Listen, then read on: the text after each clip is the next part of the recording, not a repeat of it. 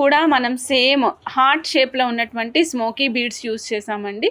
మధ్యలో big size smoky bead use చేసాం. Smoky tumble use చేసాం. ఇక్కడ ఈ తంబల్ చూస్తున్నారా మీరు, డిఫరెంట్ కటింగ్స్ తోటి షైనింగ్ ఎంత బాగా కనిపిస్తుందో. ఇది రెక్టాంగులర్గా లేదు, స్క్వేర్గా లేదు, రాంబాస్ లాగా లేదు, ట్రయాంగులర్ లాగా లేదు.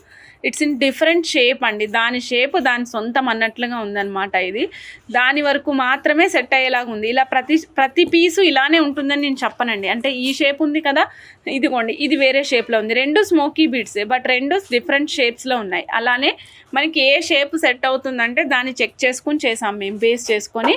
బ్యాక్ సైడ్ కేసీ పల్స్ యూస్ చేసామండి. చూడండి ఎంత బాగా కనిపిస్తున్నాయో కేసీ పల్స్. ఇక్కడ వచ్చేసి మనకి హారిజాంటల్గా కాకుండా వచ్చినాయి ఇవి.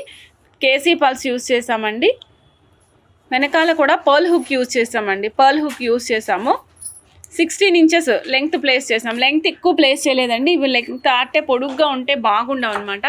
అందుకని మేము లెంగ్త్ ఎంతవరకు సఫిషియంట్ అవుతుందో అంతవరకే ప్లేస్ చేసాము. 16 ఇంచెస్ ఆఫ్ లెంగ్త్ అండి. 3000 రూపీస్ కాస్ట్. యూస్ చేసిన వచ్చేసి కేసీ పల్స్ అండ్ స్మోకీ బీడ్స్.